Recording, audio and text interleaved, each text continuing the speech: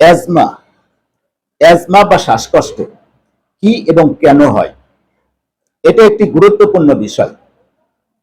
আপনার যদি এটা জানা থাকে তাহলে আপনার, আপনার ফ্যামিলি এবং আপনার প্রতিবেশী যারই এই সমস্যাই হোক না কেন, আপনার দ্বারা কিছু উপকার হতে পারে।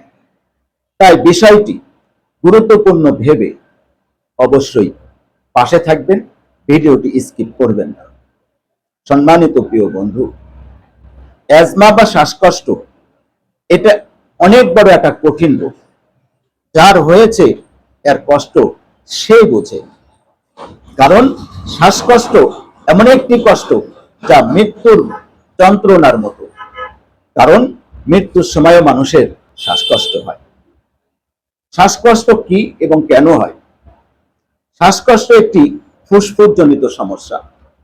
আমাদের দুটি ফুসফুস রয়েছে।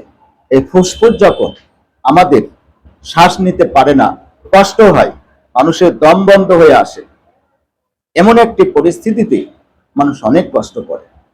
সম্মানিত প্রিয় ভাই, শ্বাসকষ্ট কয়েকটি কারণে হতে পারে। অ্যাজমা কয়েকটি কারণে হতে পারে। তার মধ্যে রয়েছে ইনফেকশন জনিত কারণেও হতে পারে, আবার ভাইরাস জনিত কারণেও হতে পারে, আবার অ্যালার্জি জনিত কারণেও হতে পারে।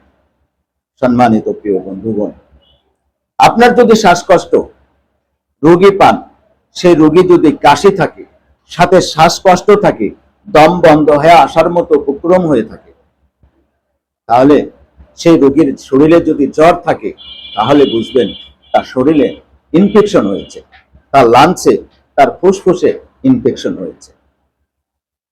সম্মানিত প্রিয় ভাই, ইনফেকশন কারণ হয় বিভিন্ন কারণে। ব্যাকটেরিয়া ভাইরাসের কারণেও ইনফেকশন হয়, আর এই ইনফেকশনে মানুষের শ্বাসকষ্ট হতে পারে। আবার অ্যালার্জি জনিত কারণেও হতে পারে। কারো কারো ঠান্ডা লাগার কারণে, কারো কারো ধুলা বালি এবং ধোঁয়া এগুলার সংস্পর্শে আসার ফলেও এই শ্বাসকষ্ট হয়। শ্বাসকষ্ট একটি জটিল রোগ। তাই আপনাকে বুঝতে হবে শ্বাসকষ্টটা কেন হচ্ছে। ফুসফুস জনিত শ্বাসকষ্টে কয়েকটি লক্ষণ থাকে। তার মধ্যে কাশি থাকে, শ্বাসকষ্ট থাকে, কফ ওঠে। এরকম যদি লক্ষণ থাকে, তাহলে আপনাকে সর্বপ্রথমে একজন ভালো ডাক্তারের পরামর্শ নিয়ে তাকে চিকিৎসা করাতে হবে।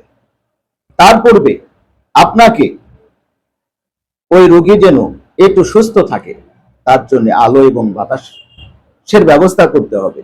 পরিষ্কার পরিচ্ছন্ন খোলামেলা পরিবেশে তাকে রাখতে হবে। ধুলা ধোঁয়া দূষিত পরিবেশে যেন সে না থাকে। কোনো ব্যাকটেরিয়া ভাইরাস আক্রান্ত হয় এরকম পরিবেশে যেন তাকে না রাখা হয়। প্রাথমিক চিকিৎসা হিসেবে আপনি ইনহেলার অথবা নেবুলাইজেশন করতে পারেন। নেবুলাইজেশন ইনহেলারের মাধ্যমে সাময়িক তার শ্বাসকষ্ট কমলেও কিন্তু এটা সম্পূর্ণ ভালো হবে না। তাই একজন অভিজ্ঞ ডাক্তারের পরামর্শ নিয়ে অবশ্যই আপনারা এটার ব্যবস্থা নেবেন।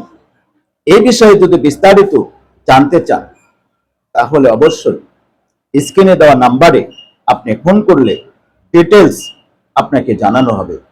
সম্মানিত প্রিয় ভাই, এতক্ষণ ধৈর্য ধরে আমাদের পাশে থাকার জন্য আপনাকে অসংখ্য ধন্যবাদ। পরবর্তী ভিডিও দেখার আমন্ত্রণ রইল। ভিডিওটি ভালো লাগলে অবশ্যই শেয়ার করে আরেকজনকে জানার সুযোগ করে দিবেন।